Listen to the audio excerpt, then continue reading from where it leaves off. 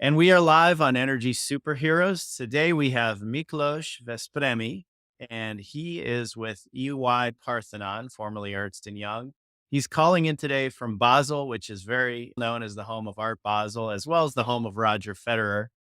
And Miklós is an ex-concert pianist. I can say he's the first ex-concert pianist we've had on Energy Superheroes. And now he's a sustainability and M&A consultant. We're really excited to have you. Welcome to the podcast, Miklós. Thank you very much, Peter. So you got to tell us, how do you go from being a concert pianist to being a sustainability and M&A consultant? That's quite a journey, and we'd love to hear about it. Yeah, so I've been playing piano since I was 5 years old, and it was just the thing to do when I was 17 and thinking where to go to college. It was my whole life, and I was practicing for 4 to 6 hours a day already then. So I started my education at the Royal College of Music in London and was playing concert tours around the whole world, like a real superstar, rock star, whatever life. I did that for a few years.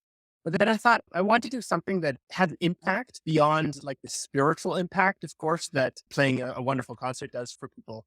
But climate change, unfortunately, is a reality. And I really felt I needed to do something much broader. Now, with a bachelor's from the Royal College of Music in piano, there's not necessarily that much to do as the next step. I started a PhD at Yale in music. And the really nice thing about Yale is that as long as you write your dissertation, you can do whatever else you want pretty much. So I spent as much time in my own department as I did at Yale Law School and at Yale School of Environment doing environmental law, climate change policy, climate change economics, and really got very deep in all those topics. One of my mentors was actually Susan Biniaz, who head of the US delegation to the UNFD that arranges the UN climate conferences every year for 30 years. And she really inspired me to go down this route. So I started working as a climate change consultant part-time during my PhD. And then during the last year of my PhD, I just saw that I needed to have some sort of a degree to really accelerate my career in that field. So I did an MBA and I applied here, and here I am now. That is super cool. E&Y is a great firm, or EY, I think, as it's been rebranded. Tell us about your role there. And specifically, our audience is super interested in M&A. So would love to hear anything related to that. But just generally, anything around sustainability and M&A is interesting to the audience. Yeah, no, very happily. I joined the firm in just exactly the right moment from a number of perspectives. First of all, one of the partners here was going to COP27, a UN climate conference, just after I joined in September. And he needed someone who knew how to get around this conference. It is the largest conference in the entire world. There was like something like 400,000, no, 40,000, excuse me. One day it's going to be 400,000. 40,000 people there. And at any given moment, you will have something like 100 different events you can go to. So you really need to be very focused and know what you're going for. So he basically recruited me to help him out. That's how I got into regenerative agriculture very quickly, very deeply, because that was his big passion that he was promoting at COP. So I've been working mostly on that and starting to build some pitch decks and some business proposals. And very soon there are also projects that are coming around the intersection of ESG and M&A. What EY-Parthenon does, it's like the flagship consulting and M&A consulting arm of EY. My department basically does the execution of strategies. Something like 2/3 of all synergies that are promised in M&A deals are not actually realized, just because the investment bankers come up with the numbers, but then they just hand over the book and let's see if it actually works. And 2/3 of the time it doesn't. So that's why there's a lot of value that can be created when you have a strong team like the one that I'm in to really bring that statistic up. And there are a whole bunch of work streams. I mean, everything from cybersecurity to supply chain management and ESG, and how you take apart the ESG governances and the institutions and the strategies and the systems and everything around sustainability is starting to become more and more of a topic. And that is where I'm building some expertise. No, that certainly makes sense. So specifically, when companies are trying to merge through M&A, they need to be aligned on ESG. If they're not aligned, then you guys can improve that alignment and make sure that both sides are playing well together. Is that a fair characterization of it? Or maybe dive a little deeper into that, or talk to a case study? Yeah, no, ESG is, as I said, one of many work streams, and there's so much value to be had. There are plenty of statistics around how companies that are strong in sustainability tend to have a lower beta. So they're more stable, they're more predictable, they're more reliable, and more resilient in times of trouble. And then, of course, climate change is a big issue, not just because it's a problem, because people really care about it, really care to have companies that do something about it. And shareholders increasingly are caring about that as well. So it is becoming more and more important to have companies that are really strong. And exactly in the M&A moment, that is where you can make the greatest impact, because that is when you're basically forming companies, whether you're taking them apart or putting them together. That is where you're basically setting up the blueprint for how the new organization is going to run. So that is really, I see my impact. Before I started working here, I was also thinking, should I go into a pure play sustainability consultant, or should I go to a mainstream business consultant? And the argument that I made to myself, and it's definitely proven very true, is if you're a company and you're going to go to a sustainability consultant, you already know that you have a problem. You already know what services you want. And usually those are basically auditing services. You basically go to the company to count up the emissions that you know you have, and you just want to have the exact detail. Whereas if you come to EY and you ask for just basically strategy consulting services or M&A consulting services, you are looking to maximize value. And then EY tells you can maximize your value by actually implementing ESG metrics, becoming more sustainable, and becoming a better corporate citizen. That's where you really get the companies that are not necessarily even thinking about that. And that's where you have the greatest impact, in my opinion. And no, that makes sense. So tell us about a company that you think is doing a great job when it comes to ESG and sustainability. Oh, there are a lot of examples. In my previous position before I came here, I was running interviews with 50 major Swiss companies, and what I found was a major issue was that companies were what you would call greenwashing. So they were doing more than no, they were saying more. No, they were saying less than they were actually doing. So they were actually much better in sustainability than their messaging would suggest. And that is part of the downplayed Swiss mentality and culture. But I think it was definitely a good thing. I don't know, to give you an example, say the Swiss postal system or the Swiss train system, both like private partnerships, and they're both doing so much for sustainability. Take for example, the Swiss train system. They have now launched direct night trains to several dozen locations in Europe from Zurich. That's just amazing. Zurich, you can get to Barcelona, Paris, Munich, Hamburg, Berlin, Amsterdam. That's all Western Europe. Then Southern Europe, you can get to Rome, everything on the way. Zagreb, Ljubljana, then Vienna, Prague. The list just goes on. It's just amazing. I've taken quite a few of them. And that is just such a great sustainability thing. I don't know the exact statistics, but it's several tens of thousands of cars that are being taken off the road by every new night train line that is being launched. When a train is ordered to be more sustainable than an airplane for the same route. And no, that's amazing. So trains by themselves, let's say, regardless of the fuel source of the train, trains are more sustainable than planes and more sustainable than cars. Is that the thesis? Yeah, I don't have the exact numbers. It's about an order of magnitude between cars and trains. So 10 times pollution for taking a given distance on the car. It's probably another one or two orders of magnitude with the airplane. I don't have the numbers in my head right now, but it makes a lot of sense. No, for sure. That I think that's one area where Europe excels that the US can get better on. I'll plug our little state here in Florida, although we're over 20 million population now, but we've added a train called Brightline in Florida that allows us to go from Miami to Fort Lauderdale to West Palm Beach to Orlando.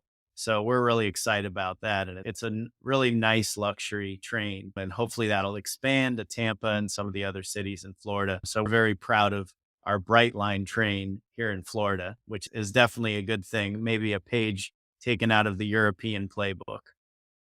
Yeah, the US has been set up in a different way. You guys have been doing the style of urbanization that you have right now for centuries. It's not that easy to get to a concentration of public transport. But I don't have a driver's license, and I lived in the US for 5 years. Somehow I managed. I had a racing bike. It had a little carriage at the back, and that's how it would do everything. I mean, I didn't know if it's inconvenient because I didn't know that. I would just take my bike everywhere.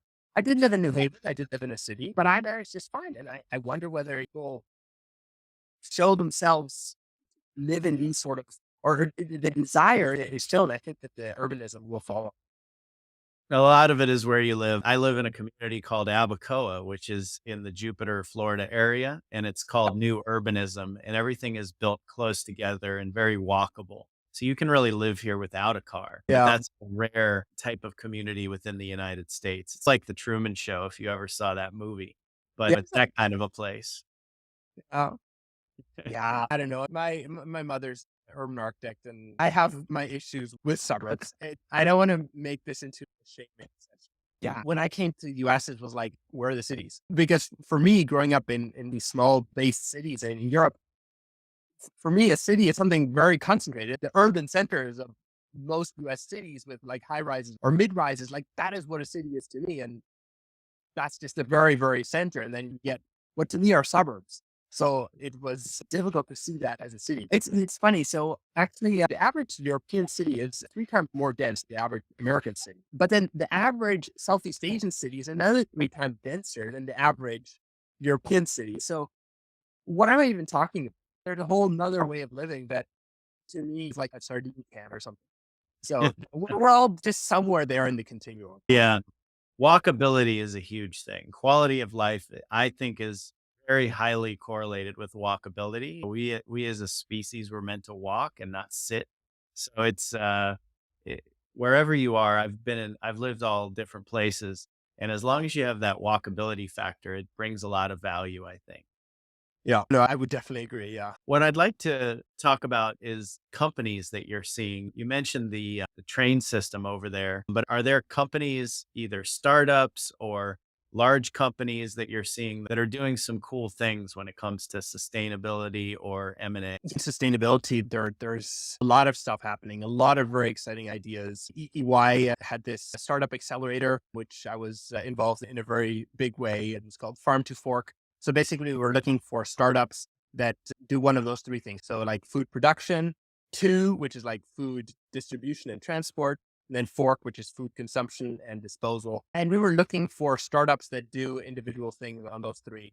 And there were some amazing ideas. Maybe one that was in news just got a 2.3 million francs. It's called Quarry. And what they basically do is turn banana peels into souls. Or they found a process. These are a bunch of scientists at the Technical University in Zurich. And it's just such a neat idea. They're getting a lot of backing for it. Lots of other ideas, lots of American companies too that were in there. Supplant, for example, that is also a very nice company. What they're doing is we talk a lot about food waste, but what they, and whatever, the statistics, you can find any number of statistics that whatever, a third of all food is wasted. But the one part of the food waste that we don't even talk about is what is all the biomass that is lost before the food that we can that waste is even created. So all the husks, the roots, the stalks, the peels, all of that. So this one company, Supplant, takes all that stuff and with enzymes actually creates sugar out of it, which is nutritionally much more valuable and actually uses a waste product, which is completely lost and forgotten in the entire value chain at this point. So it's a Now, whole very bunch. interesting.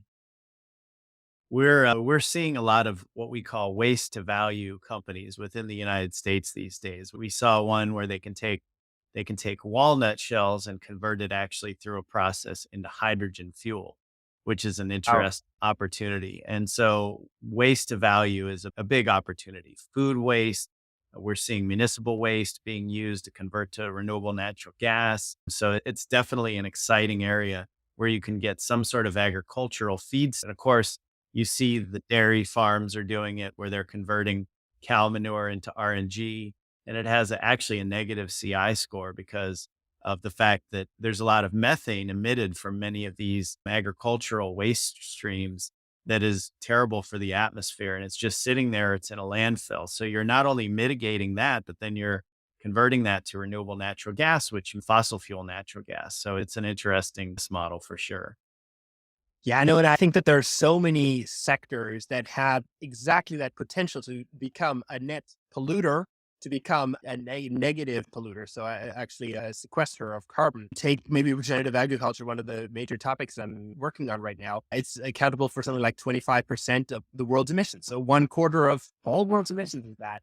But if you transfer it to regenerative agriculture, you could actually stop climate change just by transferring the world's agricultural fields into regenerative agriculture. You're going from plus 25 to potentially minus. There are a lot of other examples. I don't know, take concrete as well. Yeah, concrete, there are also numbers, depending what exactly you're counting, but it's about 10%. That is one of the numbers that I know. 10% of the world's emissions are just like in concrete and building.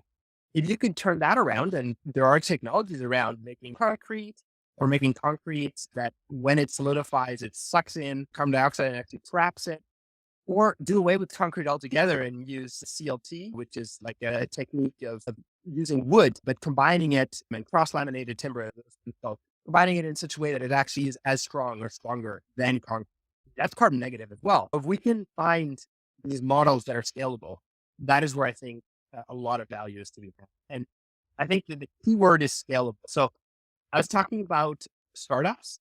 That is great. I do think that we have the solutions. We do have the solutions. It's about scaling it and actually implementing the solutions that we have. So a whole can of worms we can talk about there. So I'm just waiting to see what question you're going to ask next.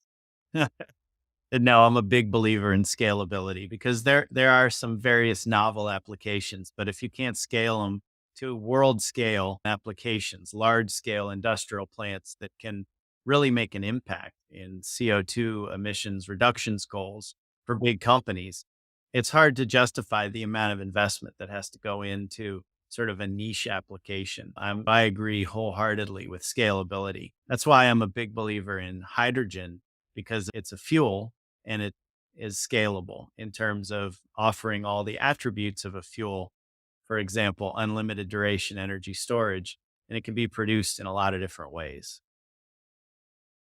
Yeah, hydrogen, I feel like that too, but I am a little bit careful because if you look at where does the hydrogen come from, something upward of 90% is from very dirty sources. And that's just a matter of fact. Are we going to replace all of that in the next 10 years? I'm not sure. How long is it going to take until we're at blue and green carbon? I don't know. And we talk about hydrogen as a fuel source, but I think it is more accurate to talk about it and compare it maybe to a piece of copper. Because a piece of copper makes electrons go from one place to the other. That's an energy transmitter. Um, Hydrogen, in a way, is also an energy transmitter and energy storage in that sense, but it lets you move energy from one place to the other, like copper wire. It's not a fuel source itself. Like you have to put the energy in one place. It's just the means to move. So we need to be concentrating more on like, how are you going to get the energy to make it into hydrogen in the first place? That's where I think people forget to look at that. Yeah, I would agree that there are some technical challenges that'll have to be overcome. I look at the technical challenges related to hydrogen as being more overcomable than, let's say, the technical challenges related to scaling the grid to meet full scale electrification, for example. So I do see technical challenges with all scalable solutions, but I think there's something unique about an unlimited duration energy storage fuel source, which is why our whole system's been built around fossil fuels now, is because the fossil fuels can be combusted and they store energy in an unlimited way. So I think we'll need some sort of zero emissions fuel source or carbon negative fuel source ideal to be able to truly replace fossil fuels.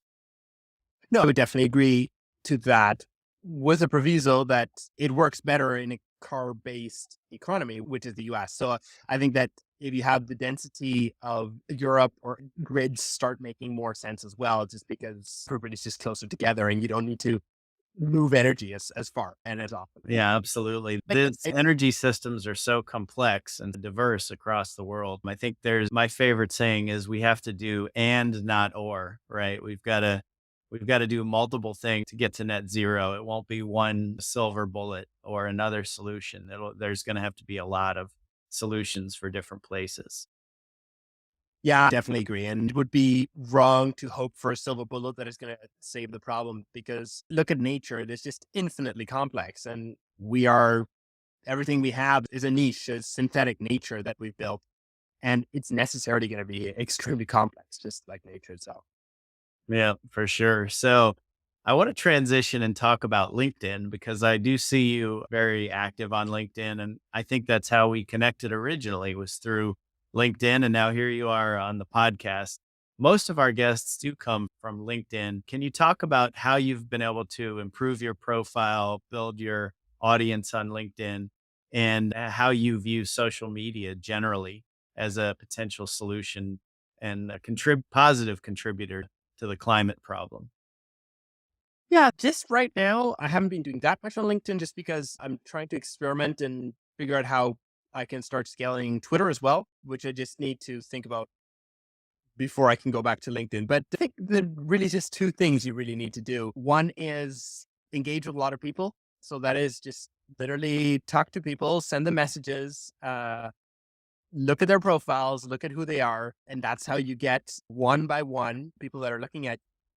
And then you need to post on a regular basis. I would say 5, 6 times a day, 5, 6 times a week. Just make it a routine of posting something every single day. And it needs to be good. You need to make engaging content. But I am so often amazed by the LinkedIn algorithm that one post that I think is like really important will get like 2 likes, and then another one will get like 5,000. Like the one post that you actually noticed me on, it was just, I think it was Christmas morning, 4 a.m. I just couldn't sleep for some reason. I was hot, or I don't know what. I just thought, yeah, I saw this nice post the last day about roots. I've been thinking about regenerative agriculture. How about I just make a post out of that? It was 4 a.m. It took me about, I don't know, 12 minutes to make that post. What? It was seen by 700,000 people. I don't know, 6,000 people or something now have already liked it. Other posts, I spend hours sometimes thinking about what am I exactly going to write at a distance. It does. But, you just need to keep going. You have to keep writing and you have to enjoy it. You have to, because that enjoyment really comes through as well. People see when you enjoy what you're doing, and people appreciate genuine curiosity. And it becomes easier and easier. Like I just have this document on my computer that I just collect ideas. And for every one thing I post, I have 2 or 3 or 4 ideas of what I'm going to do next. Um, yeah. And maybe also just have a unique angle, something that I am just starting to develop. I must say, I don't have the uniqueness of the angle that you need to really be very successful, but I'm trying to do something around unusual climate change solutions. So one of the future posts that I'm going to work on soon is talking about color and how there are a bunch of pigments that have been developed recently that either absorb a lot of light or reflect a lot of light. And something like that nobody would think of as a climate change solution, but it actually is. Just so many, not just technological, but also social interventions that really can have a huge effect. Take also the book Drawdown, for example. What is I think their top technological solution is not like solar panels or nuclear power. It's like fridges. Improve your fridges just because effective in the sense of least investment for the greatest effect. And then I think like their top social intervention, birth control.